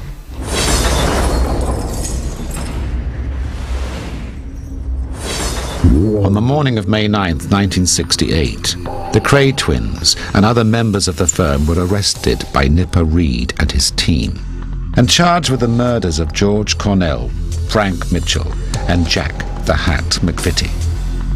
The trial of the Old Bailey was presided over by Justice Melford Stevenson and became one of the longest and most expensive criminal trials in English legal history. When I started the investigation, I'd become a superintendent and posted to the murder squad. I'd made it. And then I went in to see the assistant commissioner, and he said to me, congratulations. Now, Mr. Read, he said, I want you to do the Krays. I do know that I'm told anyway, and I'm pretty sure it's correct, that there's orders from the very top people to lock us away. And make sure we were locked away. I think we thought the best evidence probably was Cornell. If we won that and then went on to McVitie, the publicity that was associated with the first trial was such that it could be said we couldn't get a fair trial on the second one. And that was the arrangement that we said, well, we'll join the two murders and we'll leave Mitchell out, and then we'll have a separate trial for Mitchell. And that's what we did. Well, I think it's all meant to intermingle. That was the idea of it. So it would overlap, each trial would overlap another one. Each case would overlap and throw some badness off. Did your counsel ever suggest that you should have had separate trials? There was some mention of it, but not enough. It was quite obvious they should have been tried separately. And not only did I move the court, move Milford, they should try them separately, but I got him to stop the trial so that I could take the case to the Court of Appeal. They likewise refused. Backroom talk with the Court of Appeal judges, clerks. The government behind this, and the Court of Appeal weren't going to interfere. Really, it was the fact that these two murders were alike in so many ways because they'd been committed by criminals who were conjoined, not only because they were brothers and twins, but because they were leading the same gang, and that there was the same motive, or there was the lack of motive that impelled us to say, well, there is a relationship between the two that can be established, and it was accepted. I think they had a good chance of getting off if they'd been tried separately, and I don't mean the two twins separately, but two murders separately. There were 10 men in the dock. Only 2, Ronnie Kray and Ian Barry, were on trial for the murder of George Cornell. The remaining 8 men sat in front of the jury, awaiting their trial for the murder of Jack McVitie. Ian Barry had to sit through the whole trial of the evidence against the gruesome evidence in the case of McVitie. It was nothing to do with him, and similarly, the other defendants like Bender, Whitehead, the Lambrianos had to sit through something that didn't concern them at all. And of course, in my view, it was tainted and prejudicial. I don't think it's happened since or would ever happen again. Well, it's one of the great trials of the 20th century. One of the great criminal trials. It's a great show trial. It was a mafia trial. And they conducted like a mafia trial right from the very beginning when the police convoy brought them into the Old Bailey. Each of the jurors had a policeman to be responsible for him. The convoy coming up from, I think it was Brixton Prison every day, was enormous, sirens every day. It had been announced before the trial that it would take a different route each day for security. It was really the police or the Home Office through the police, trying to pretend to the jury that they were likely to be mobbed at any moment by someone representative of this gang. And the mere fact that the leaders were all in jail and all on trial didn't mean there wasn't a big gang threatening them all the time. The security that was adopted in bringing them to court and taking them away was absolutely necessary. We were talking about two people and a gang who committed brutal murders, and there was no possibility that they could be allowed to be conveyed to court in any other way. Oh, it's incredible. Sirens and motorbikes. I mean, they used to start. We used to get to the Old Bailey in record time, 16 minutes, I think, from Brixton Prison to the Old Bailey. These screaming sirens and motorbike outriders, the krays are coming. There'd be crowds everywhere. And holding back 30 or 40 people at the end of the road. Don't go down there, it's too dangerous. We're all in a van for back there. I'm sure that the jury and everybody around it was affected by the heavy security. Of course it tainted the jury. I mean, all the whole circus must have tainted them. And there's a lot of politics going on behind the scenes which we didn't know about. Like media coverage, which was, it wasn't of our making. Every single night, the television had come on, the news, we'd be on the news. Every single night. Now, I mean, it was a trial by publicity. Today, many judges would have reported newspapers and television for contempt. The Krays, in my view, were killed by publicity. You're convicted before you even kick a ball. Game, set and match. We made our own minds up that we're not going to be any part of them, which we wasn't. Yeah. And there was no way on God's earth that we're going to use their solicitor or their barristers. And so we picked our barrister and our solicitor. Firm solicitors, a good solicitor. And, we went our separate ways. It was established early on by his counsel that he was going to give evidence, and the substance of that would be that he was under duress from the Krays during the whole of this exercise, and that took away from him his freedom of action. Well, it was terrifying because there was 10 of us in the dock, and I was the only one there pleading for myself. The rest were as a mob, and I had to be really on my toes going in and out of the dock every day. I think really and truly there was so much evidence against them. The twins should have put their hands up and said, look, we'll take it, because they was apparently offered the deal that you take it, like you put your hands up to it and all the rest can walk. They expected them to go down with them. That was their sort of like a death wish they had, you know. We're going down, you've got to come down with us, you know, we'll go together. That's not right. They wasn't responsible for what the twins did. When each of them was arrested, I interviewed them and said, look, this is your one opportunity. You will never get another. I'm telling you now that I'm going to charge the Krays with murder, and there may be other cases as well. You've now got the opportunity, if you choose, to come on the side of law and order, to make a statement to me and tell me all you know about the Krays, and this is the only opportunity you'll get. All of a sudden, you've got their own cousin, Ronnie Hart, done the right grassing anyway. He's told them exactly what's happened, and about half a dozen more of the so-called heavyweights on the firm have all grassed one another and grassed the twins. Well, this was a disgusting trial in that sense, that the number of people who were singing, betraying, I mean, it was really grotesque. And people who I'd met 6 months before as staunch friends, buddies, allies, whatever they were, of the Krays, members of the firm, which is it was a load of nonsense. There was really no such thing. They were a rabble. But all these guys, and suddenly there they were, you know, large as life, saying how dreadful the Krays had been. I pleaded guilty because I had no chance. The charge was harbouring Frank Mitchell, and I told him never read what it was all about. And then he says, can you tell me about the Cornell? I said, yeah. And Ronnie said, we got Scotch Jack is going to take Cornell's murder. Bronny Hart is going to take Jack the Hat, and we want you to take Frank Mitchell.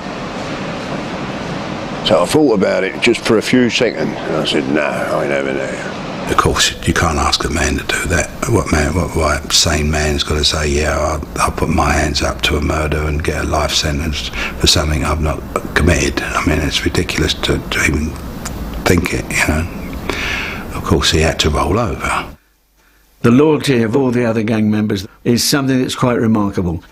They did not want to dissociate themselves with the Krays and in that way appear unloyal, because this was the structure, this was the society. We're loyal to the culture. We're loyal to the friends that we've always known, the people we drink with, the people we eat with, the people we piss and shit with. You understand? Not the Krays. I put them before my own family. You know, and Chris just had to go along with it, whether he liked it or not. That was his chosen path, went down that road. And there was no going back. They didn't have to go down. They could have done what Albert done and what I done. They thought, well, the twins will get us off of this. They've got good lawyers, good barristers, plenty of money about for them. God knows what they paid. The rest of them had to get legal aid. Did your counsel ever suggest diminished responsibility? They'd done it indirectly. The message did come down the line if I wanted diminished responsibility. But of course it would have been guilty to go with it first and deal with it afterwards. And you didn't want that? No. Why? Because there was nothing there. I think they just wanted me guilty. And morally, for me it wasn't right morally. I couldn't go against my own brother, so that was it. So you think that if you'd have taken their offer, they then would have wanted you to damage Ronnie's case? I'm sure that would have been the case, yeah.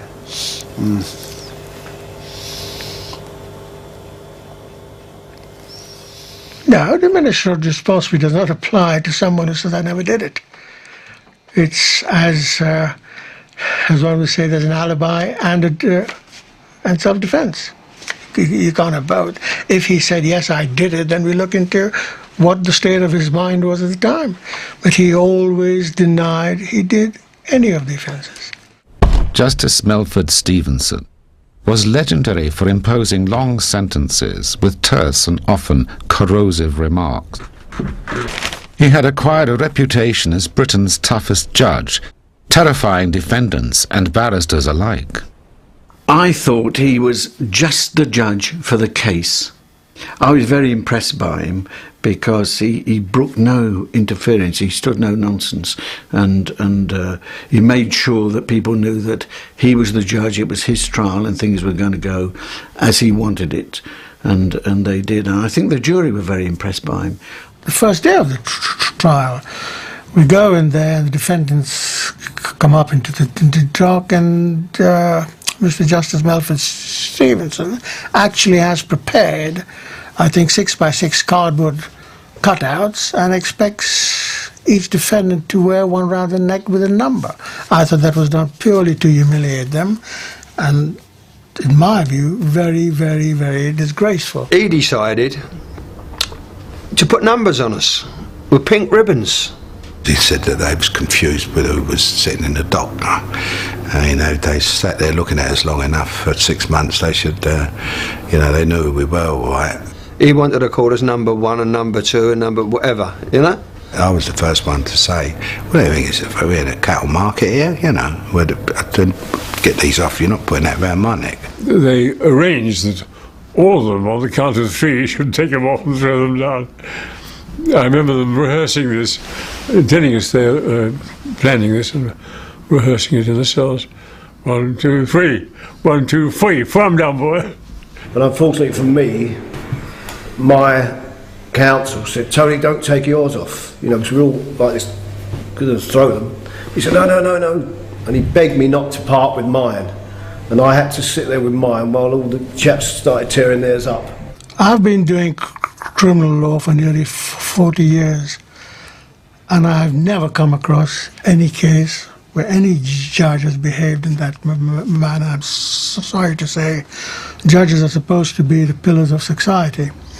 He was a High Court judge, and I think throughout the trial he treated everyone with contempt, besides the prosecution, but it was totally unfair. Oh yes, he tried to undermine our points and to underscore the points made for the prosecution.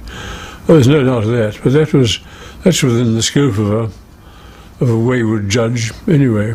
If any good point was being said by defence or witness, the judge would turn to the jury and literally smirk and turn his eyebrows up.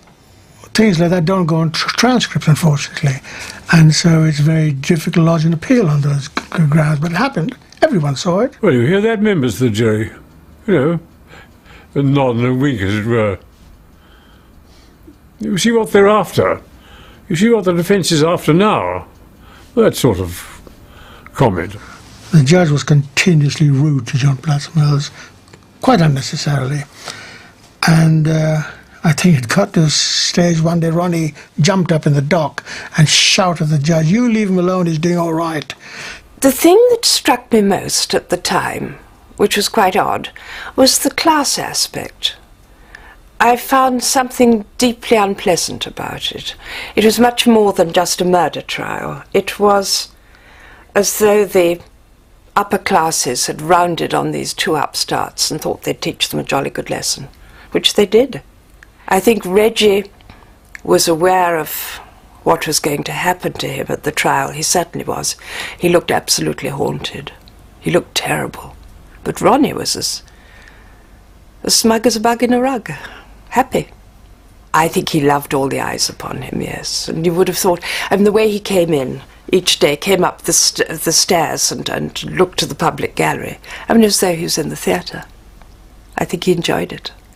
He said something like, "You can understand that if I wasn't here now, I'll be having tea with Judy Garland." Ronnie saw me from the dock, and he wrote me a little note, which I've still got, because I thought it was so funny, saying, "Dear Miss Lethbridge, you are more beautiful than ever. When I get out of this, I'm going to take you to the moon." Many a time during the trial, Ronnie was asleep in the afternoons, and he was asleep to the point that he was snoring. Reggie, on the other hand, was very intense and very attentive to everything. Reggie went into the box and said that this was a conspiracy between Superintendent Reed and the Home Secretary to get the krays put away. Well, even if that was a thought, it wasn't the way to introduce it. He was always very particular throughout the case, before and after and during the trial, what the public thought of them. He always was concerned.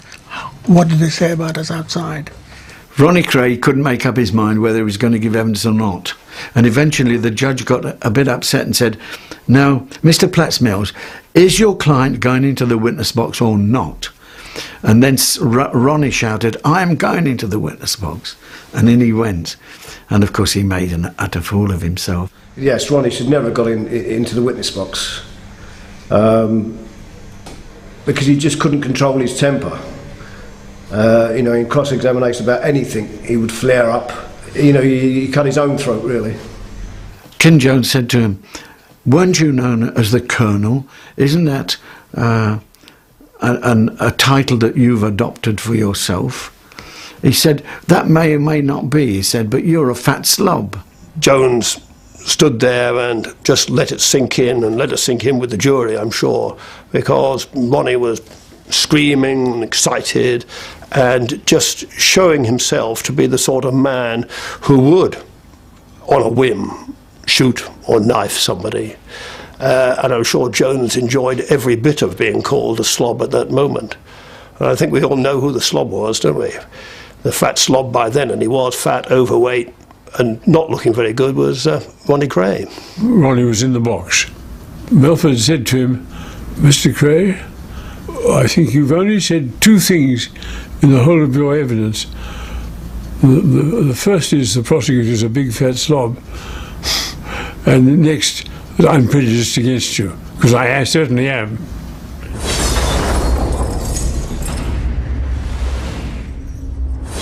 Mr. Foreman, I want you to ask me simply by saying yes or no. Have you all reached a verdict in the case of Ronald Kray in the first indictment? Yes. Have you reached a second indictment? Yes. And then went back to say, and then how do you find Roger? And he said guilty.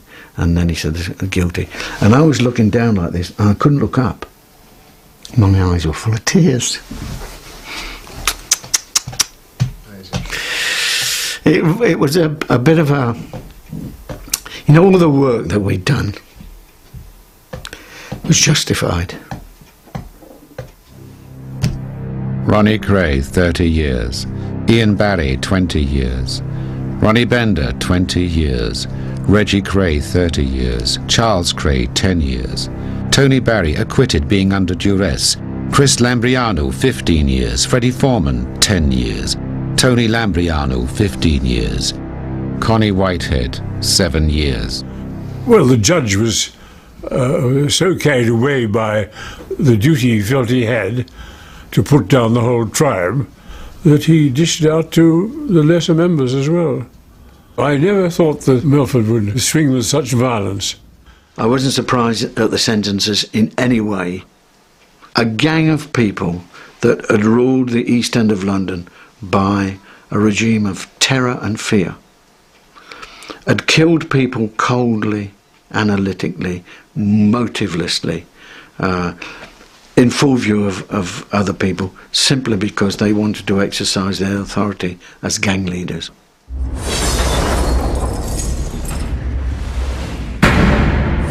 How old are you now? 66. And how long have you been in prison? Just over 33 years. 33 years. So you've spent literally half your life in prison. Reggie would have been in a place like this. This is a cell, it's not wide and it's not long.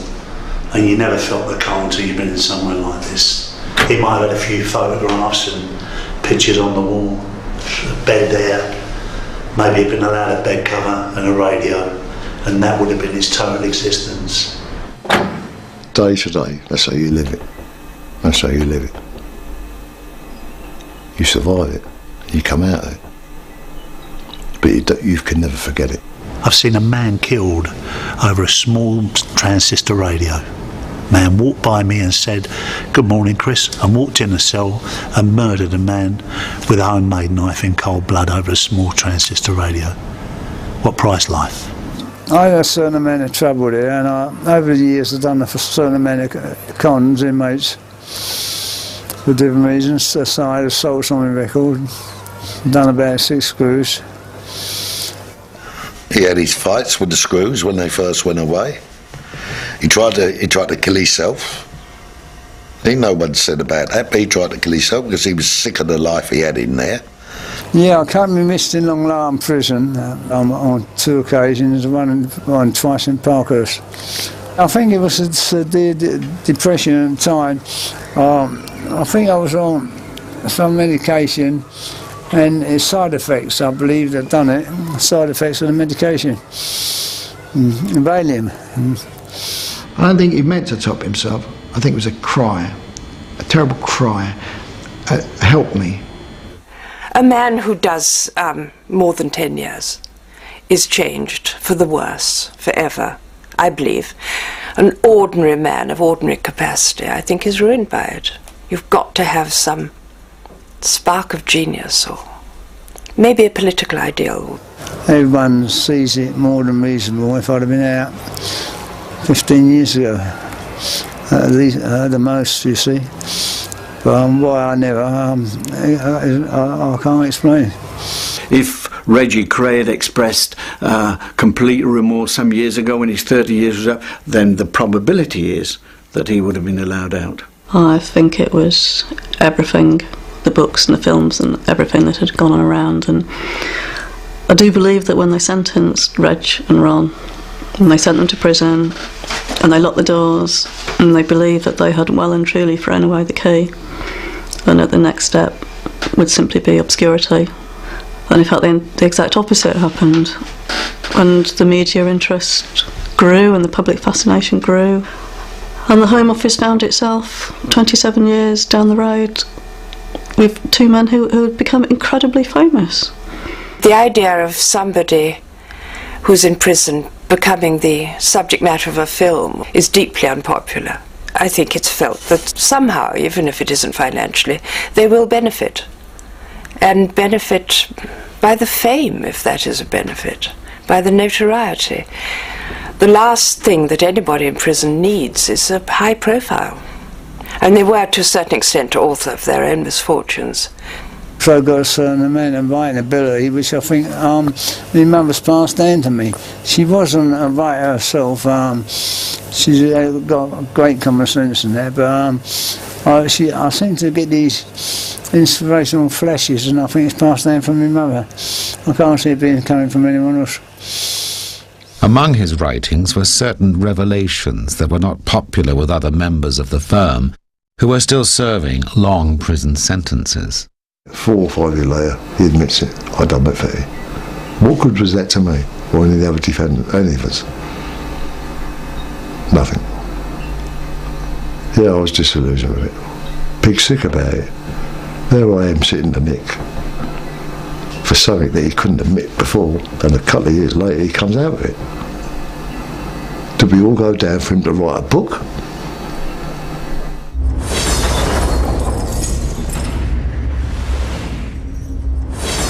Ronnie Kray wanted a traditional East End funeral, and his family made sure his wishes were respected down to the last detail. Among the masses of flowers was a tribute from Reggie, which read, "To the other half of me." And then came the message from Reg. My brother Ron is now free and at peace. Ron had great humour, a vicious temper, was kind and generous.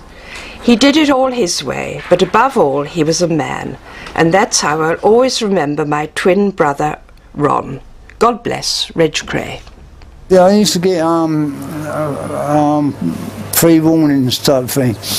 If I felt that he wasn't right in himself, I get a kind of instinct about it, and I knew he was always right.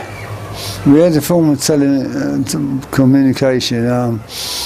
It's very difficult. I still got it, in fact. My back area feels very burning in a nice way. A nice, warm, glowing feeling. And I think that's Ron's presence. I've not had it since I was in Maidstone.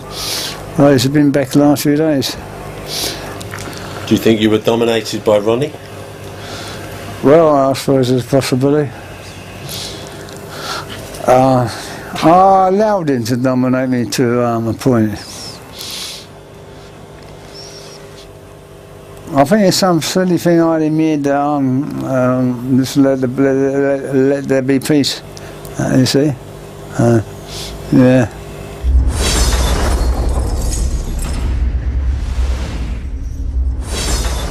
I first met Reg, it was about 5 years ago, and it was through a mutual friend. Reg was making a documentary video about Ron's life, the death of Ron, the funeral, and he wanted someone who would do all the press releases, to help out with press releases. And a friend of mine was supposed to be doing it, couldn't do it, and asked me if I would do it. I don't doubt that there was a big space in Reggie's life and a terrible emptiness. And I can't say I went in and filled that, because you can't replace someone else, you can't take the place of them, but you can just help to ease that pain and to give someone some love. And if they can give you some love back as well, then you have achieved something. I think Love's influence is very great on me, you know. And so she's got great influence on me, without being stern, without any influence coming across. It's there. You know, I would never be dominated by any woman or anyone else. But she's got great influence over me, and we get on well together. He was different to how I expected, and he was a much warmer person, much livelier person, a much more interesting and intelligent person. And from that day we began a friendship, and that friendship grew into love and marriage. It was interesting. I don't think I ever perceived him as a psychopath, because I don't believe he ever filled the criteria for a psychopath. Obviously he had killed, but I think one of the interesting things about him, I felt, was his courage. And I know people will sit there and think, well, what's courageous about spending 32 years in prison? But it's the way that he spent that time and how he survived that time. And I think a lot of people in a similar situation would be very angry at other people, at the world. They would turn against them. They would turn in against themselves, become very self-destructive. And I'm not saying that Reg never felt any of those emotions. You know, he was a human being, of course he did. But he went through them and came out the other end and found something good in the world for himself. I just wish I'd have met him up about 20 years earlier, eh? I don't think I'd have had any problems then, eh? I think everything would have worked out okay. I think the telephone was what enabled our relationship to grow and to thrive. Reg rang me every morning as soon as he got up. He would ring me last thing at night before he locked up, and he would ring me anything from 10 to 20 times in between, depending on how many phone calls he could get hold of. Reg proposed to me over the phone, I might add. And so I asked him if he was down on one knee, and he said he definitely was. We got married in the chapel at Maidstone Prison. They originally refused to let us have any photos taken of our wedding at all, and it took a lot of persuasion before they finally agreed. But only on the condition that a prison officer took the photographs and that they maintained they held on to the negatives afterwards. About a month after the wedding, they took us into a small room when I was on a visit. They had the photographs laid out on a table. 60, 70 photos, and they told us we could choose 10 of those pictures. It was 15 months before I finally got the set of 10 pictures. All these photographs are obviously Crown copyrighted. We weren't allowed to use them. The 10 I received I wasn't allowed to reproduce in any way. They belonged to the Crown. That's why. They're Crown copyright, aren't they? That's what we were told. Yeah. Pretty we couldn't do anything with it, isn't it? Eh? I don't think I'd have married Reg if I'd believed that he was never coming out of prison, because I think it would have been a meaningless gesture. And when I did marry him, it was firstly a commitment to him to say I love you, but secondly to say I believe in you and I believe that one day you are coming out of prison.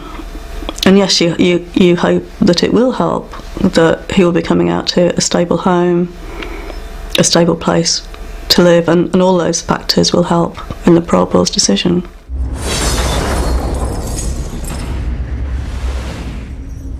Do you think the Home Office reacted against giving you parole because they thought maybe there had been other killings? I'm sure this was part of their reasoning for not giving me parole. It was one feature of it anyway. Were there any other killings? One. There's rumours. I think Nipper Reid would be able to tell you the answer to that. I would imagine that would be Teddy Smith. Teddy Smith was a homosexual friend of Ronnie's, and Smith suddenly disappeared. He showed up in the Regency, drunk as a skunk, shouting about Mitchell. We got him in the car, taking him round to the twins' house, and he said, "Stop the car, I want to take a leak." So he goes behind the house or something, and that's it. Never see him again. You know, he's a frequenter. He was there every day, and then suddenly he just went off. And we made all kinds of inquiries, and people said, "Well, don't know what happened to Smithy."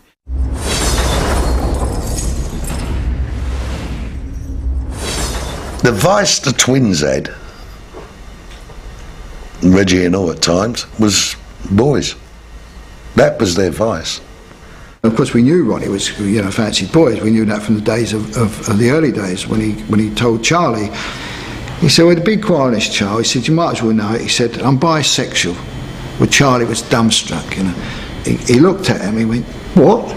I can't believe you, mate." He said, "Well, you like men as well as women?" He went, "Yes," he said. He said, "If mother can cope with it, she knows, so can you." And he walked away. And that was the statement when he first admitted openly, I'm bisexual and I'm proud of it, so I don't care who knows. And Reggie was also bisexual.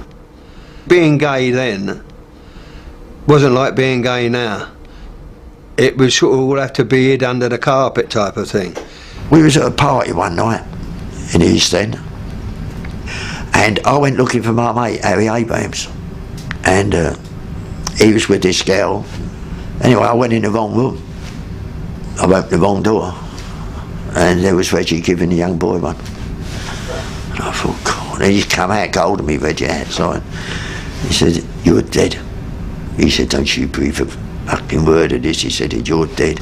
I think they being their macho image they had, they would like, to me, they wouldn't show that side of their nature or their character. They didn't want me to see that. I never suspected Reggie. I thought Reggie's always been a straight guy, I never had a problem with it at all. I didn't say that it diminished his love for me in any way. That he could fall in love with a man, he could fall in love with a woman. And we had fallen in love. I was aware that he was bisexual, and I accepted it. I was also very aware that, having been in prison for, by then, 27, 28 years, that he had spent that time surrounded by men where the only possibility of any kind of relationship, emotional, sexual, whatever it might be, it was always going to be with another man.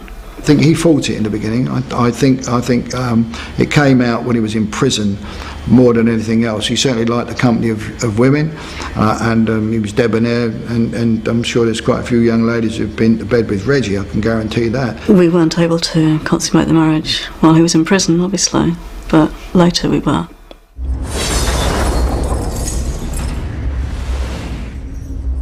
You used to train a lot in the prison.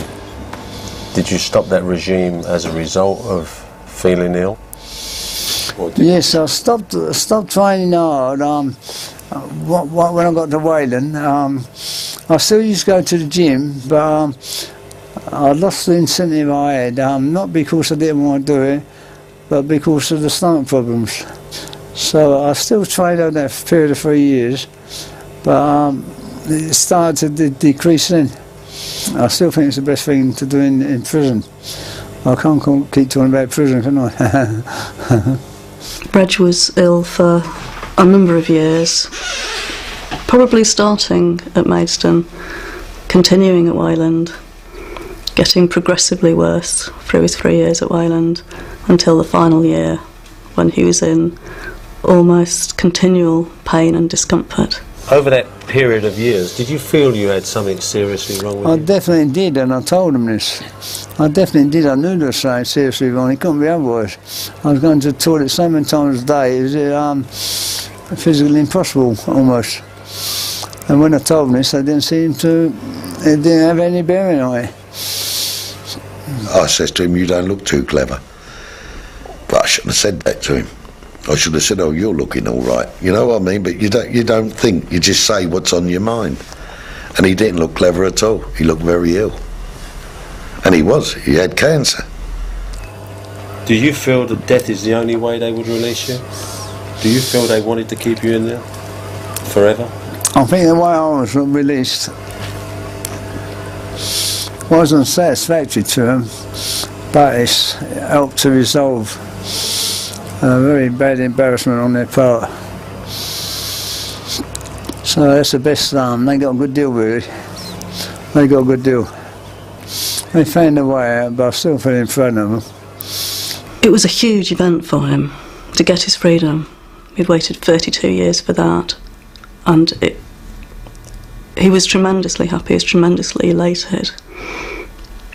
But at the same time, the downside for it was that it was almost like a confirmation of the fact that he was dying.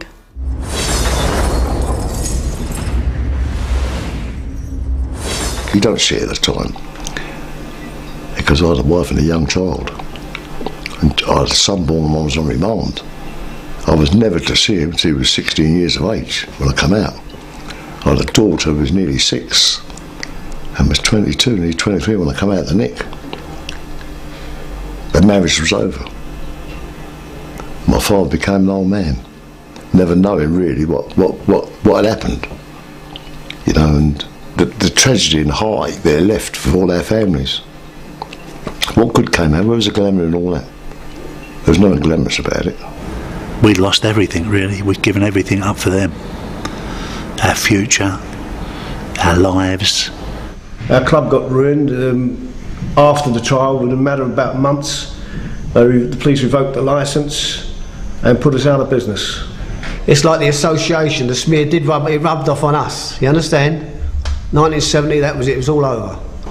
It's really a Cockney tragedy. It's a very, very sad, god-awful story. The idea of it actually encouraging anyone, or anyone wanted to be like the Krays, is another part of the sadness, because it's something sad in our own society, which makes heroes of people like this. What better message can you put out to the would-be gangsters of today, or the criminals coming up? These are the heroes you look up to the youth, and say, well, look what happened to them. The 3 of them have all died in prison. I find it hard to believe they're all gone, sitting here today. But it seems to me that that's the way it had to be, one or the other. It was a warning that if you do this, or you do that, this is what can happen to you. And I think that was the message left here over the years.